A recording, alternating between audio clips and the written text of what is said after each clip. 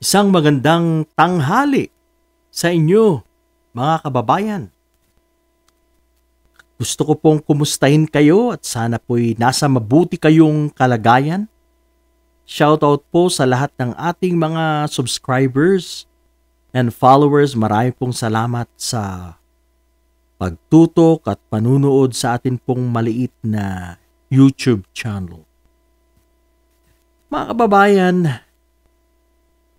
lumalalim po ang parinigan ni Mayor Magalong ng Baguio City at ni Yusek Claire Castro, mga kababayan. Lumalalim ang kanilang banatan. Lately nga po napanood ko po yung isang video na kung saan kinapanayam si Yusek Claire Castro. At meron nga po siyang iplinay na video na I think this was an old video na in-interview si Mayor Magalong. I think that was last February this year, 2025. At dito po, Yusek Claire Castro was trying to stress na itong si Mayor Magalong ay isang supporter ng mga Duterte.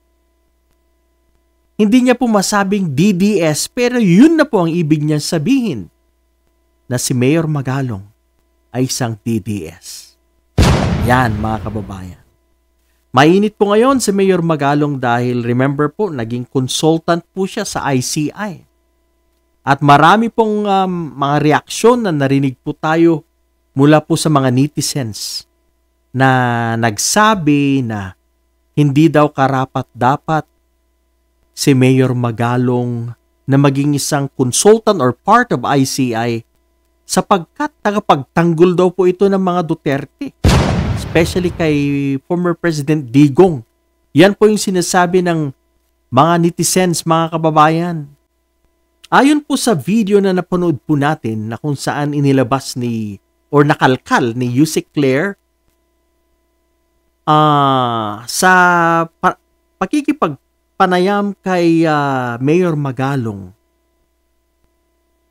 nasabi po niya sa isang interview na dati po siyang head ng Committee on Oversight sa Tukhang, mga kababayan. Yan, siya po ang head ng oversight sa committee. Of course, sa Tukhang po ito. Kaya napakalaking role po yan. Under po sa Duterte drug war, mga kababayan. Nako, nabanggit to ni Mayor Magalong, baka kunin din siyang maging witness or madawit ang kanyang pangalan sa ICC, mga kababayan. Mabigat po ito. Inamin niya mismo na siya ang head. You know, during the time of PNP Chief Bato de la Rosa, siya po ay nasa CIDG, mga kababayan.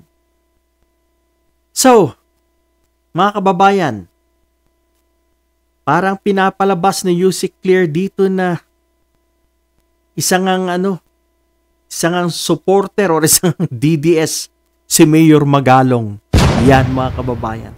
At marami pang nadismaya sapagkat ang alam po ng karamihan ay talagang malinis si Mayor Magalong. Pero marami pong nadismaya nung narinig po nila, nalaman po nila na meron nga siyang link sa Duterte, mga kababayan. At ayon sa interview ni Mayor Magalong, yung kanyang mga pronouncements, sabi niya, wala akong nakikitang problema kay as leader kay former President Duterte. He was genuine. Yung mga sinasabi niya eh. He was genuine and I had no regrets. Yan pa ang sinabi niya. Wala po siya regrets sa kanyang panunungkulan at pagsuporta kay Duterte.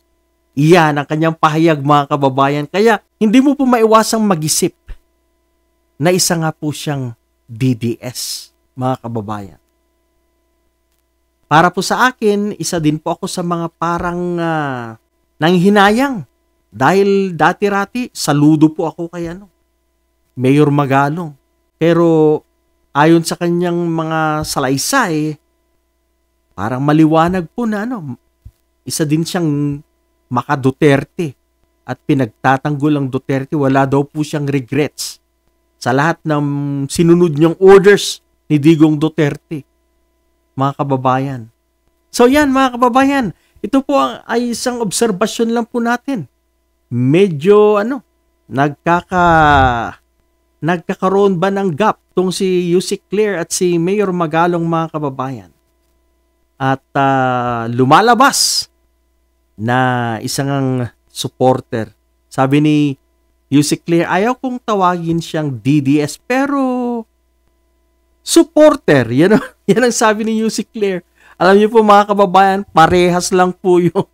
Dahil, di ba DDS, diehard Duterte, supporter? So parehas lang din po yun. So, mga kababayan, nakapanghihinayang lang na yung akala po natin na talagang matuwid. Medyo kumampi po sa mga Duterte sa past administration. Para po sa akin, ang pagkampi sa Duterte ay hindi makabayan. Ito ay hindi makapilipino. Lalo na po yung pinaggagawa po nila sa tukhang. Para po sa akin, hindi po tama yun. Maling-mali. Ang kanilang pag-i-implement ng war on drugs na to, mga kababayan. Sapagkat, ang tinamaan lang dito ay yung mga ordinaryong Pilipino. Wala pong mga malalaking isda ang naipakulong, mga drug lords na mga malalapit sa mga Duterte. Wala. Karamihan, ang pinaslang na parang manok ay yung pong mga ordinaryong Pilipino. So napakasakit po ito na makita ang ating mga kababayang Pilipino na patay, nasa streets, nakabulagta, na hindi man lang nila nagawang ipaglaban ang kanilang mga sarili through our justice system, mga kababayan. So ito lang po muna ngayon mga kababayan. Marami pong salamat sa inyong pagsubaybay at panunood sa ating video.